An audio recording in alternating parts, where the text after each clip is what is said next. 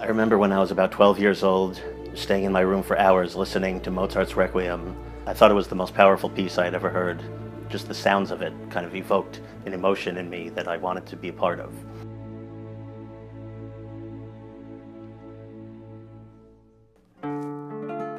My name is Daniel Linden. I grew up in Kathmandu, New York, which is a suburb about 45 miles north of Manhattan. I started taking classical guitar lessons at a local music institute because I thought it would help my guitar playing in general. I got deeply into the sound and I pursued that, and that changed the course of my life.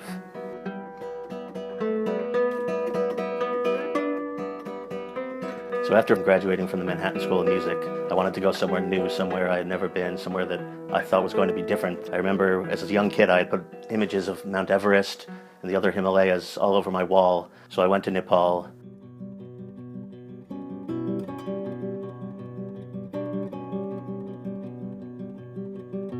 During those first few years in Nepal, I collaborated with a lot of classical musicians and folk musicians in Nepal, and I started teaching classical guitar, rock guitar, whatever students wanted to learn.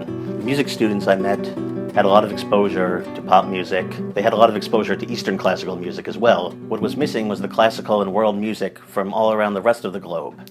These students had a yearning, had a craving to access this music and to get inside it deeply. So I thought there are a lot of music festivals in Nepal. There's a jazz fest, a blues fest. These are all great events, but there's no event that really brings world music, classical music together. So I decided to start a classical music festival in Nepal. This was going to be musicians from around the world, and they were going to come to Nepal to give concerts, give lectures, give master classes, give workshops, so that these students could get up close and personal with this kind of music and learn what's behind it and hopefully inspire them. This type of festival had never exactly been done before in Nepal. A lot of the people I talked to about it didn't exactly know how it was going to turn out. I read an article about a new museum. I went there and approached the director, Kashish Dashrestha.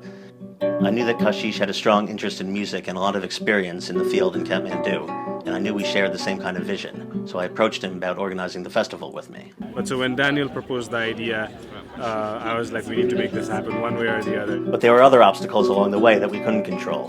One day I was on my computer booking a flight for an artist, and literally my eggs and toast started to shake at the table where I was eating breakfast. It was the earthquake of 2015. When the earthquake hit Nepal, the ground shook and time froze. No one knew what was going to happen next. But eventually, as things got back to normal, I contacted the artists, I spoke to people, I spoke to the venue. It was still on. They wanted to see this happen.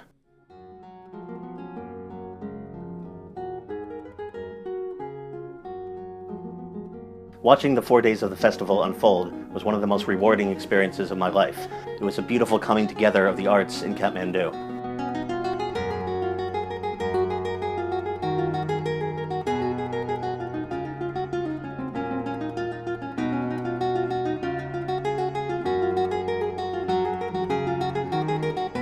One student walked right out of the workshop. He was all dressed up in a suit and tie, maybe 11 years old, and he said, "Sir, where can we learn more music like this in Kathmandu?" The idea for the Classical Music Festival quickly gave way to the idea for an organization. We needed something that was going to make sure that this was sustained. So we started the Gharana Music Foundation. The term Gharana itself comes from Eastern classical music, where there are different Gharanas, different schools of music, traditions that are passed down from teacher to student. Looking into the future, we're going to make this an annual festival.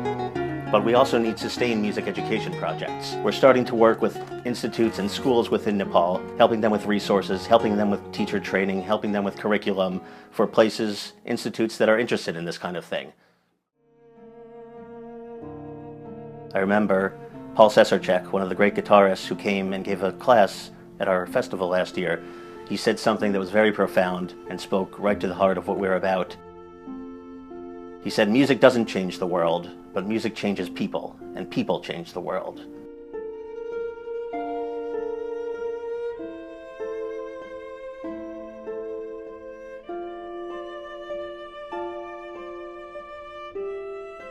Seeing students come out of a workshop or a class and and seeing in their face that they had learned something that sparked something within them. That's what we want to see at Gharana Music Foundation.